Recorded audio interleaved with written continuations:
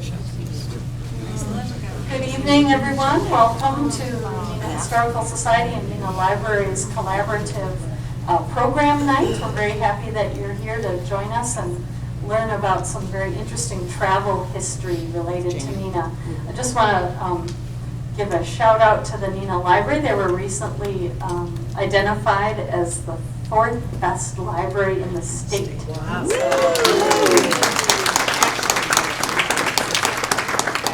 Very proud of that.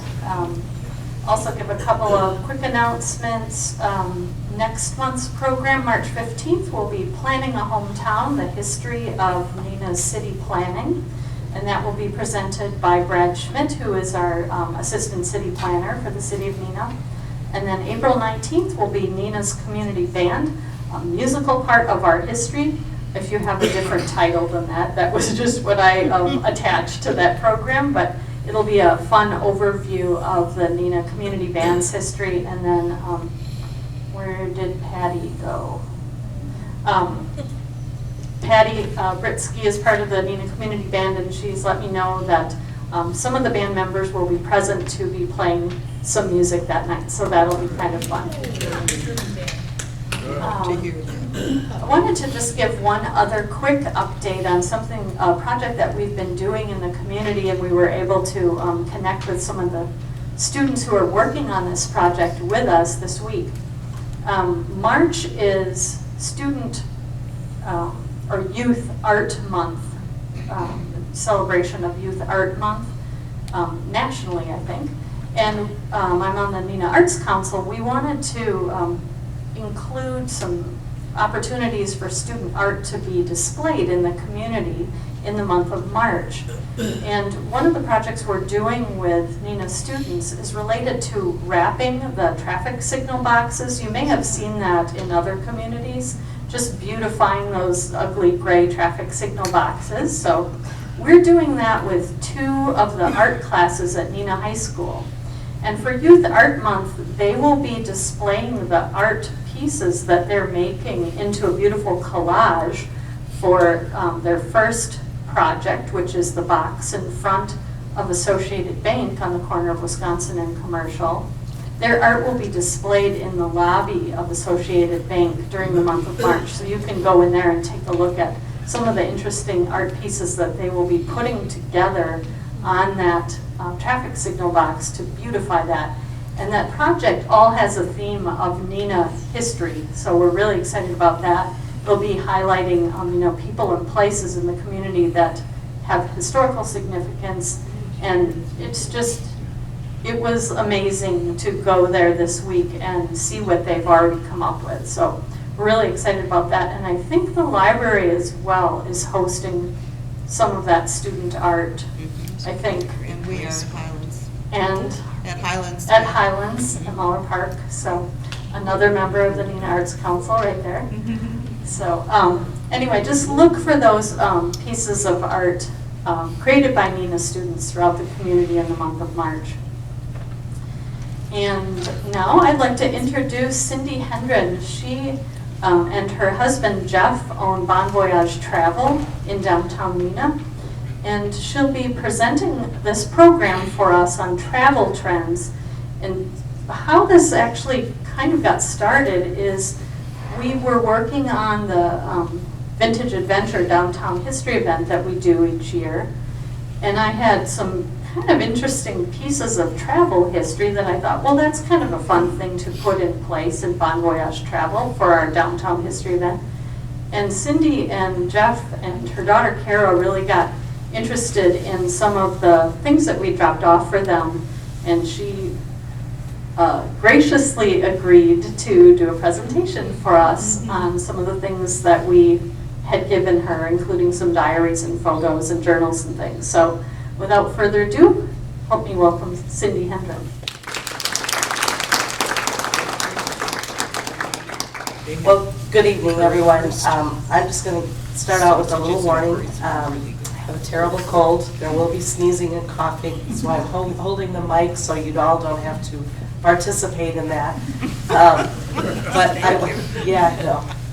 But I wanted to thank Jane for this opportunity to do this, because really this whole Travel Trends presentation started, I had an invitation from the Neenah Tuesday Club to, like a year in advance, would you like to do a presentation on travel? So I said, sure. And then I wasn't really sure what to talk about because travel is so broad and it's so incredibly subjective. So what's interesting to one person is not at all interesting to another. And in fact, I have clear memories with my brothers. My grandparents were travelers, and they always brought out the dreaded slideshow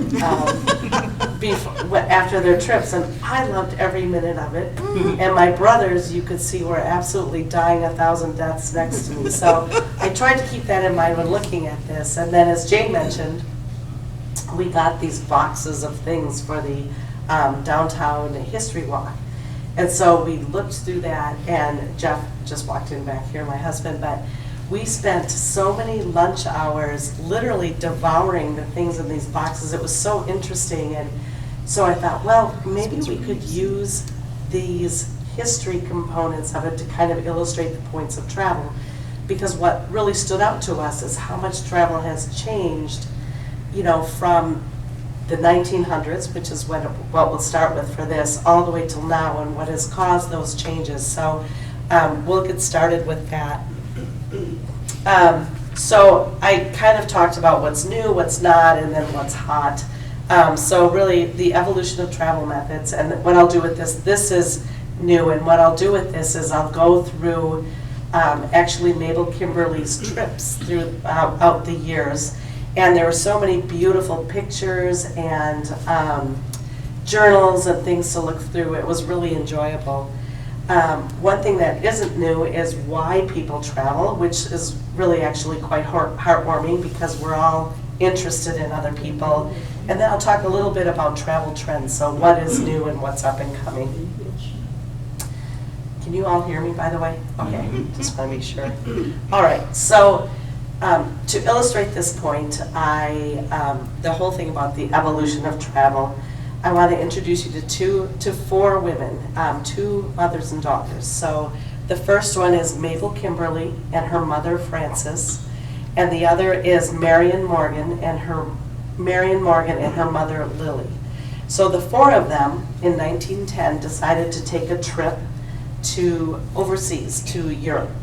And it was really incredible. If you stop to get your hands around that, is four women unescorted, so it's four of them together unchaperoned, and the amount of planning that would have to go on that trip was incredible.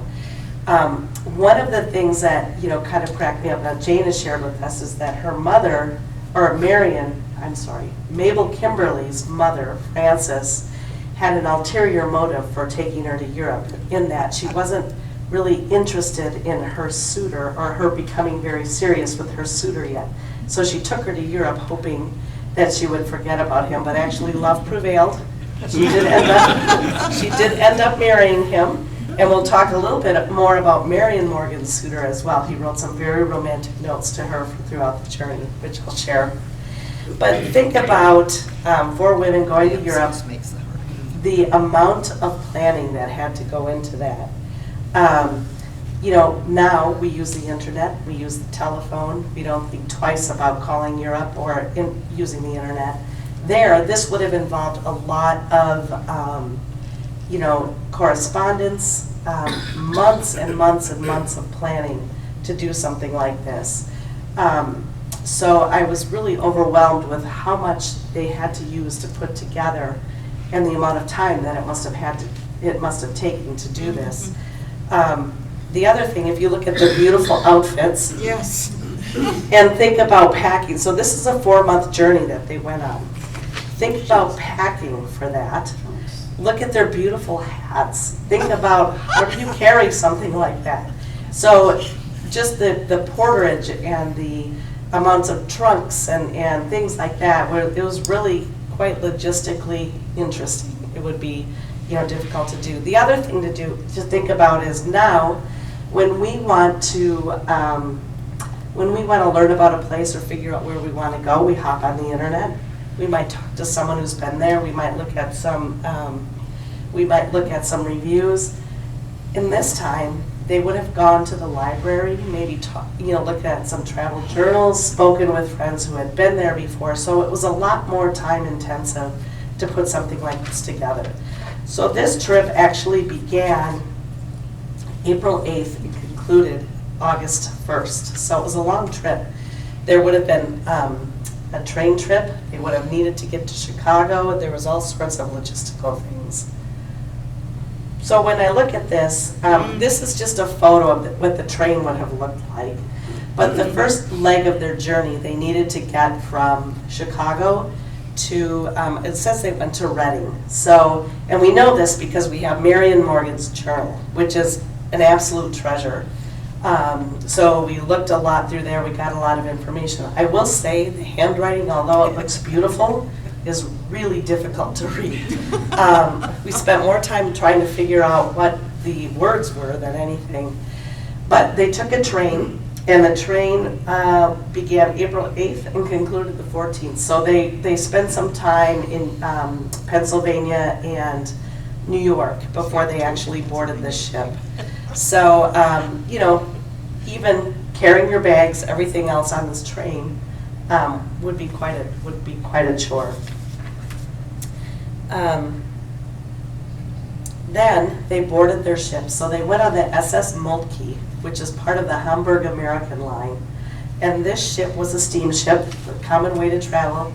And really, it was essentially a ship that was used for immigration. This was 1910.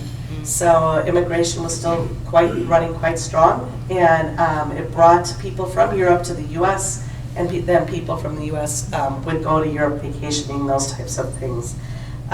It's a steamship. In Marion Morgan's journal, she describes the trip as quite a queer feeling it rocking back and forth as they're going across the Atlantic. If you look at the size of that ship and understand how rough the Atlantic can be, I'm sure it was quite interesting, to say the least. So this ship, the SS Moltke, started in New York, went to Gibraltar, then on to Palermo, and then ended up where the four women got off in Naples, Italy, and began their European tour. So in this journal, it's really quite interesting because there's kind of a whole explanation of the things that happened on the ship and the lovely dinners and the people they've met.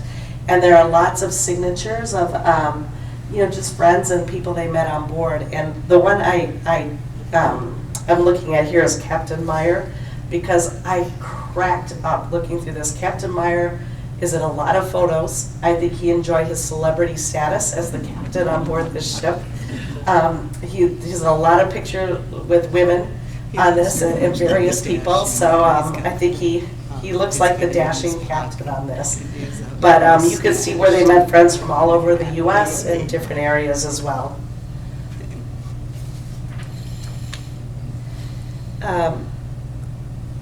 And then, they weren't bored on board the ship. I mean, there's lots of things that they talked about that they had done. And here are just some pictures. It just looks like different groups of friends, really interesting and fun things to do. So this part of the trip, although it was long, it was enjoyable. How long did it take to cross the Atlantic? You know what? I have that. I think it was almost 2 weeks. So they started April 19th and they got to Naples on May 1st. Yeah, it was a long time. And they're in a steamer, so it would be a bit dicey, I think. So one of the things to think about is communication and how that has evolved. Now, when we want to get in touch with someone when we're traveling, we just send them a text if they have wireless. We have email. We can call. I mean, there are all sorts of ways to do it. And at this time, in 1910, it really wasn't that available. I'm sure if there was an emergency, there could be a telegram or something sent to the captain, but that's about it. But what we found embedded in Marion's journal is she too had a suitor, and he wrote a letter for each day of her journey. So there are 2 letters I just want to read. I thought this was so cool, and it just says a lot for the written word and how much it means. But this person who wrote it describes himself as Rufy, And my understanding is Marion Morgan actually married someone named Rufus Schreiber. So I'm thinking this must be her suitor and now then husband. Okay. So this is the one that was designed to be opened on the first day of the journey. Dearest Marion, by this time you are in the big Atlantic Ocean and no doubt enjoying the first experience of ocean travel.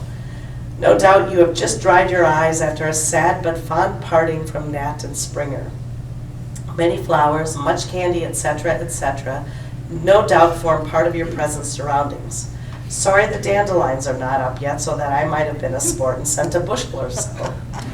You and Mabel have undoubtedly looked all the passengers over by this time and have your eyes on a few who look interesting.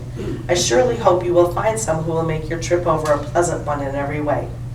Now, honey, please accept my best wishes for a safe and happy voyage over, and remember your old pal Rufy will think of you many, many times in the next 14 days.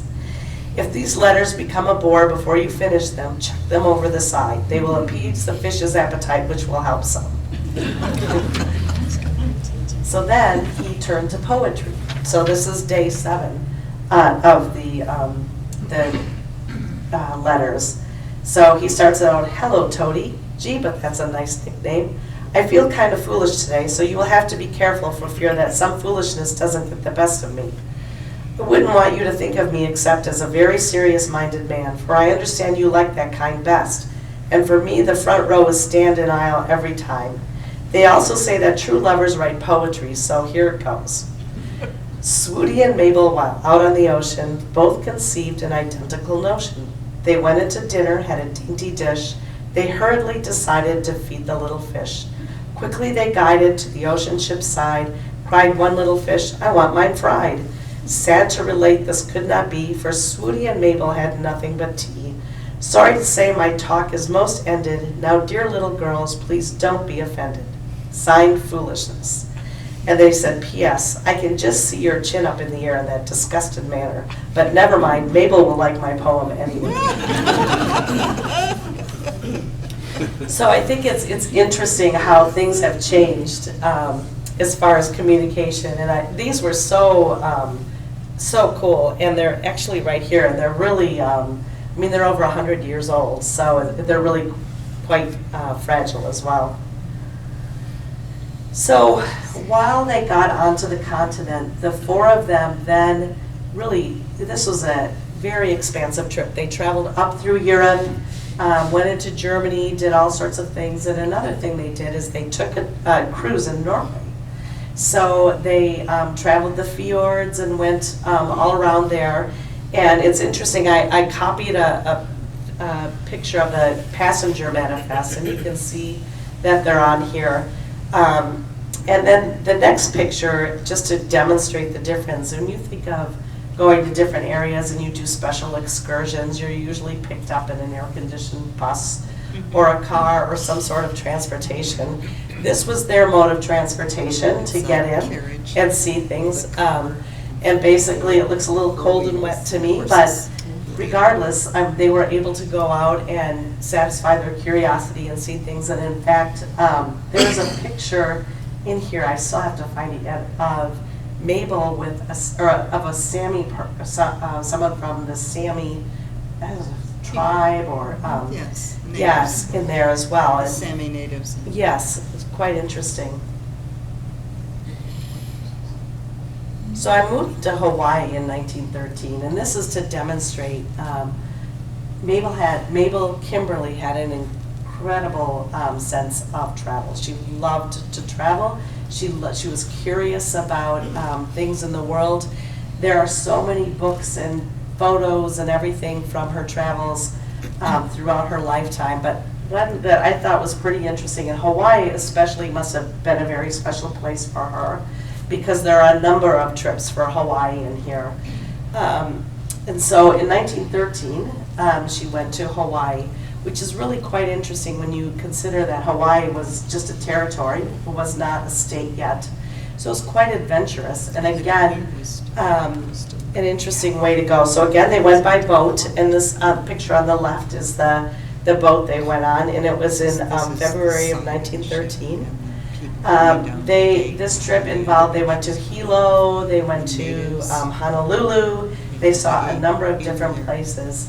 But on the right here are pictures of some of the Hawaiians, the native Hawaiians that they encountered. And this was not a show at the Hilton. So I'm sure it was very interesting and just showed what a great, curiosity and interest they had in meeting people.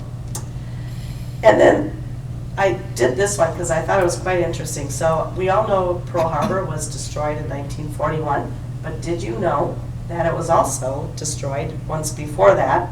It was a big hurricane that went through, or monsoon.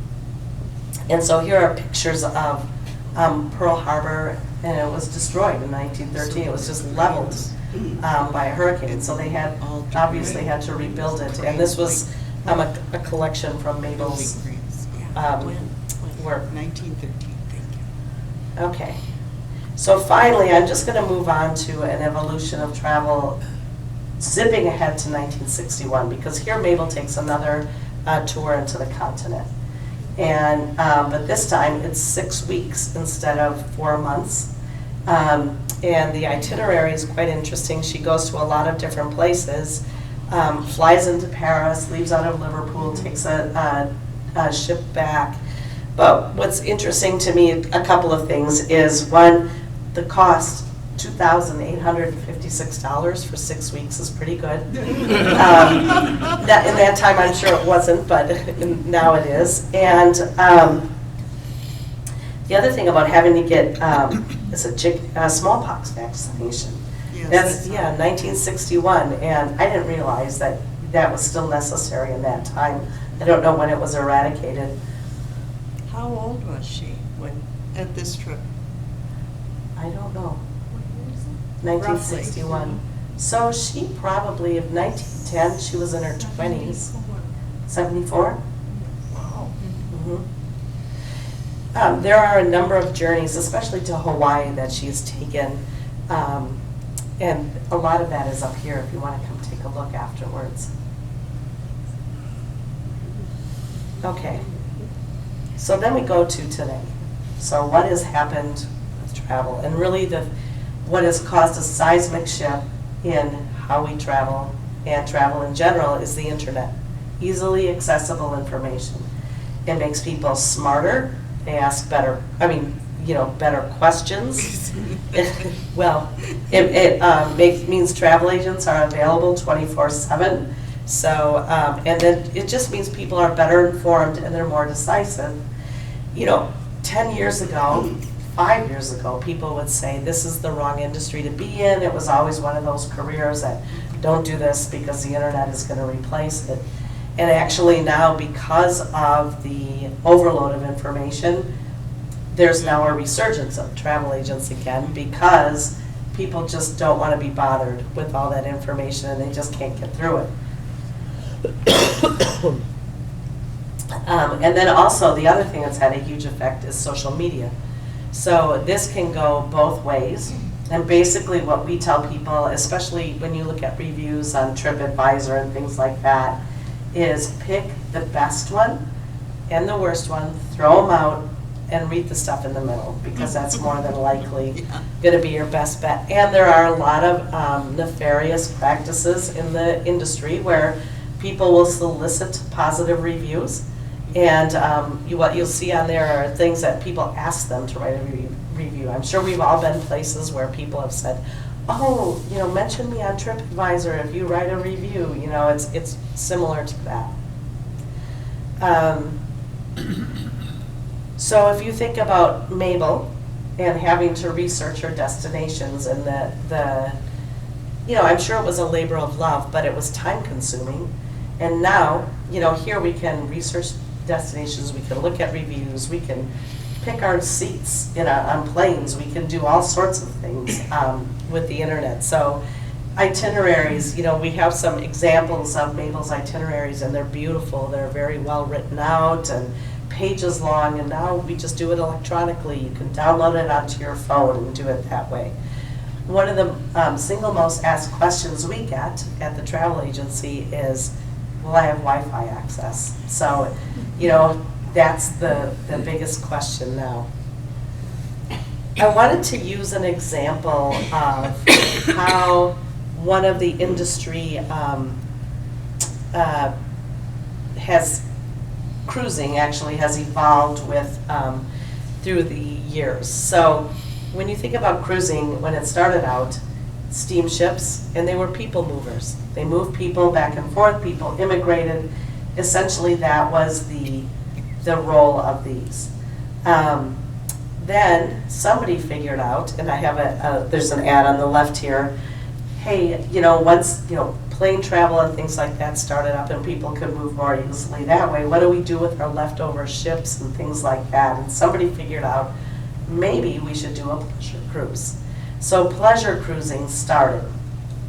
And here is one that's for the Caribbean Atlantic lines. And more likely than not, it was a leftover ship from somebody's line, refurbished and made to do pleasure travel, maybe in the Caribbean or other areas. And I think here, if I recall correctly, the prices started at $75, and then it ranged to $150. You could probably get a really nice room for that. And then it evolved into luxury liners. So now cruise ships are huge. They're just bigger and bigger and bigger. And in fact, Royal Caribbean is introducing one that's going to have, I think, once you have all of the staff, over 6,000 people on board that ship. It's huge, huge.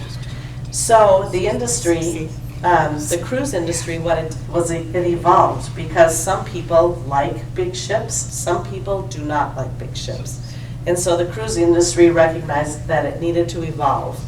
And in came river cruising. So if I say river cruise, what's the first thing you think of? Canals. The Rhine. How about a brand that does river cruise? Viking, yes. So Viking Cruises, river cruising has been around for a really long time. But Viking Cruises broke over in the industry when they started to advertise on Downton Abbey. And people then started to hear about it and understood what it was. And, they really did all of the other river cruise lines a huge favor because now they've created awareness of river cruising. And so it has just literally exploded. The other one now that's kind of following on the heels of river cruising is small ship cruising. And that's anywhere from, 500 to 900 people. They have some for 300 people as well. So these are for people that don't necessarily want to do the big ones. I want to talk a little bit about river cruising because it is the fastest growing travel segment. It has been around for a long time. But it also cannot just rest on its laurels. And so now they're figuring out where do we go next. So what they're doing is they're targeting specialty markets. They're looking at wine cruises, Jewish history cruises, Christmas cruises, things like that, and they're trying to get interest in that way. And the other one is youth. And I have a couple of videos, but I don't know if they will play with okay. You probably won't be able to hear it. I'll try. Okay. So this is Avalon Cruise Line. Oh. Yeah, that was the... There's supposed to be sound at that point? Yeah, so that's fine. Let me try it. That's okay. We Sure. can just, yeah. Okay. So I'll just talk about this. This Uniworld I'll talk about, it's targeting youth. So 25, they say 18-year-olds, but I'm telling you right now, unless their parents are paying for it, no 18-year-old can afford a river cruise. But what it is it's targeting youth because they know they can't keep appealing to the baby boomers. They've got to bring it down in order to survive. So Uniworld, which is a really nice, beautiful river cruise line, created a sub-brand called U by Uniworld. And if anyone here works for KC, this probably looks very familiar, the U. But what they're doing is they're trying to get things that are interesting. So they have like DJ sessions. They have silent like discos where kids will wear hats. Oh, yeah. I never understood this. So they wear headsets and they can only hear the music. So everybody's dancing To their own music. to their own music, but there's nothing to listen. You know, so if you took the headset off, all you would see were people dancing around. There would be no noise. I don't understand it, but I'm not that target market either. But so they have like mixology classes, and they just do things that'll be more interesting to people that age. So I don't think The this is gonna- millennials. Yes, millennials, definitely. So I'm just gonna kind of move this to why people travel. And this is something that'll never change and has, well, can't say it'll never change, but it hasn't changed. And it's something that's been studied by sociologists and all over it, because we have this inherent curiosity about each other. And it's a good thing. We want to know more about each other. So if you look at, I put the pictures in here from Mabel Kimberly's Hawaii trip, because here she ventured out. She was pretty intrepid if you think about it. She ventured out to see what else is up there and went to Hawaii. And so it's about making a connection, an honest curiosity about each other, education and enrichment. We all want to learn about each other, and it's a good thing, I think. So I'll just move into trends. So we kind of started way back 100 years ago, and then we'll move into trends. And one of the things about trends is, where do they come from? For travel, it's a lot about what's going on globally and what's in the news. So if you think about it, the legalization of marijuana has created a big cannabis tourism. Yeah, it's true. We haven't sold anything like that, but it is out there. And then there's also, you know, if you think about climate change, that's opened up new shipping channels. So there are new routes for ships and things like that. So what I did is I took these from, the source that I had was Frommer's, and everybody has their own idea of what these are, but I tried to pick the ones that were most consistent across. The first one is all about authentic experiences. People don't want to sit in a bus and check off their list. Hey, we've been here, I've seen it, we're going to move on. They want to actually immerse themselves and experience the culture. So you'll see more and more of that. And here I just have pictures of, you know, stomping grapes in Italy, or getting in, you know, really immersing yourself in the area you're in. Multi-generational travel is huge, and this stems a lot from grandparents actually wanting their kids to have, their grandchildren to have similar memories as them. They want them to experience it. Unfortunately, it's the grandparents typically that are paying for these trips, but it's a really important thing to many for this. The other thing is, think beyond Disney. So this isn't, you know, we're going to go to Disney World. There's a lot of European trips. I've seen multi-generational trips for safaris. You know, there are all sorts of ways for families to travel together. International airfares will continue to drop, and indeed we've seen that.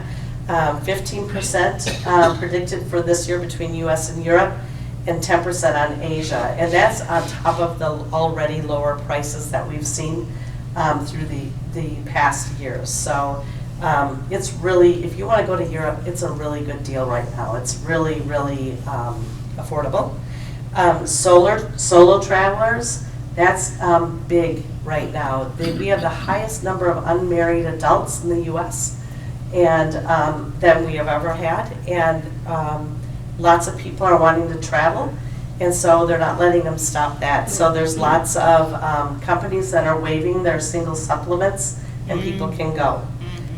The next one is about cruising. Again, more cruises on expeditions. So think Galapagos, think Antarctica, think, you know, those types of things that people are far more interested in. I actually had a really cool video on this. We're taking a group to Norway in like a week and a half to see the Northern Lights on a working ship. We're going to start out north of the Arctic Circle and work our way down into Bergen. So, but that's much more popular right now. And then just the whole idea of foodies. People love food. There's this whole thing of foodies. Now they're going to forage. So what that is, this is huge in Scandinavia, and it's starting to come over to the U.S., where people want to go out and, get their own mushrooms and cut their own lettuce and, do things like that. So that's getting bigger. If there are skiers, ski passes are expanding. So instead of just having skiing for, one season pass for one mountain, they're grouping together, and it covers, Europe and other areas all within the same pass, so it's quite economical. Resort fees are increasing. That is the unwelcome surprise many people get when they check out and they say that there is a resort fee. This is now going to increase in certain areas, so when you're booking by yourself, beware, make sure you ask if there are resort fees.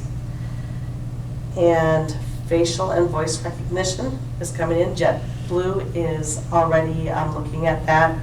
And more options for women and independent women travel. This is the other real up-and-comer, along with multi-generational, are women's trips dedicated to women only. What about accessibility travel? I'm not as able to do stairs, and as I get older, some things Yeah. are more difficult. Are companies saying, oh, these people do have the money to travel, let's make it easier for them? I think it depends on where you go. Some European places are difficult. So for example, river cruises have accessibility things, but you still have to take narrow stairs to get up on deck. There isn't No elevator. There's elevators indoors that'll take you from floor to floor, but if you want to go outdoors and get up on deck, no. So I think it depends on, I think it depends on where you go and how you want to do it. Okay, so I had some stuff on safety that I'll skip, but I'll just ask if there are any questions or anything right now. What's the most popular destination? That's what she's saying. The most popular. Repeat the question, please. What is the most popular destination? Right now, Italy is a very popular destination. People really want to go there. And there are other places that are kind of the ones that are up and coming. So I would say Croatia, Iceland. Where else would you say, Jeff? Do you? I've heard Iceland. Yeah, Iceland is a, It's terrific. yeah. I don't know. New Zealand, of course. Yeah, Jeff will always be biased to North New Zealand.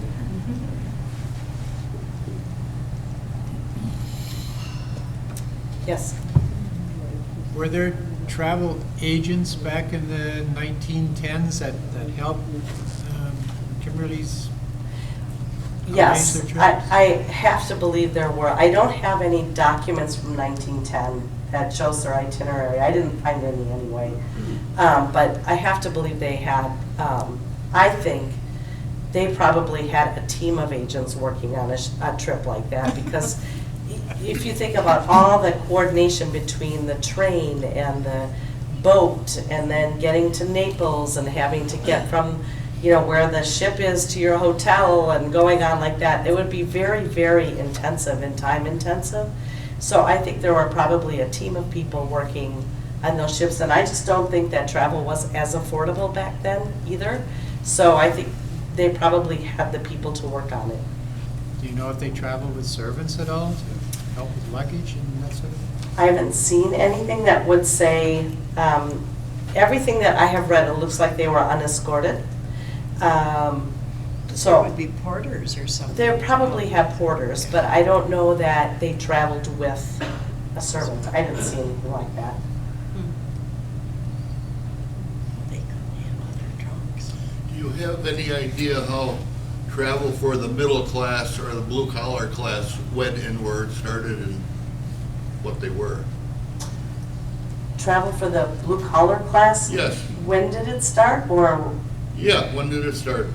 Well, I don't know exactly, but I guess I would say, I think you could go I don't think that would preclude you from being able to travel. So if you wanted to go, you would probably just travel in steerage, as opposed to a deck, you know. I think it just, like now, you could have different levels that you pay for.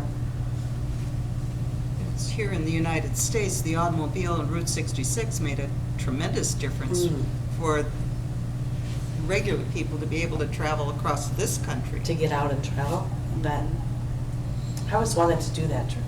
It's a to good try trip. that. It's a good trip. Have you done it? Uh-huh. Oh, that would be neat. Yes. Could you explain the significance of facial and voice recognition in travel? So part of it is to speed up boarding, you know, so you could just look and they can match your ticket to your face. I think part of it is they're going to look at doing some of it in for immigration. There's a lot, from what I've read, there's a big concern of people for privacy, not necessarily wanting their face and concerns about that. So I think the jury's still out, but I think you're going to see more and more of it. And like I said, JetBlue is trialing it right now. I don't know how that's going, but it'll be interesting. Thank you.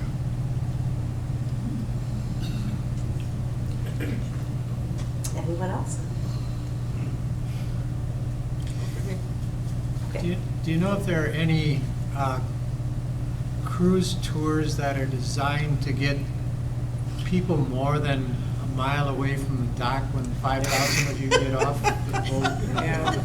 I've been there and done that, yes. It's awful. So I think there are lots of them. I don't know if you want to talk about that. Well, it's the small ships. Yeah, so the small ships are designed to get people into ports that are not commonly used by the big ships. So they'll get into the smaller ports where you can get off and do things. You know, I know like Alaska they have a lot of cruise tours where you can go take it up the Inside Passage and then go into the mainland of Alaska. I think in Europe they have some of those as well. Sometimes people just combine them with their cruise. So they'll start out, you know, maybe they're taking off from Italy, so they'll spend some time in Rome first and then just do the cruise. It all, you know, depends. Viking has side trips for a lot of their river cruises. Right. So that's a good point. Almost all river cruises have side trips that are included. So for example, on a river cruise, you unpack once. It's like a floating hotel. I don't know if you've done it, but then when you get off on each stop, you'll take a walking tour of the city, go around. You can spend some time in there. So that's a little more, you know, not a mile from the port. You're actually doing something and seeing something different. Yeah, but they have longer distance Yeah. trips that'll go out on day trip buses. So if you want to go to the Black Forest or Or something, Nuremberg or yeah, Prague or something like that. yeah. Thanks. Yes. Does your agency also lead tours? We do. So we just, What was the comment? just asking if our agency ever leads tours, and we do. We're doing a World War II history tour this fall. And that actually was put together by my daughter, who is a history major and been living in Belgium. So it starts in Normandy and goes all the way to Germany. So that'll be interesting. We're doing the Norway cruise in a couple of weeks. So yes, we do You some. advertise? We do advertise. Yeah, I'm just curious. Obviously not well enough. So we've tried a number of different things. We tried the radio. During the Kathy Keene show. We did Fox Cities. So the Fox Cities magazines. Oh, yes. Oh, that's good. That's a great question.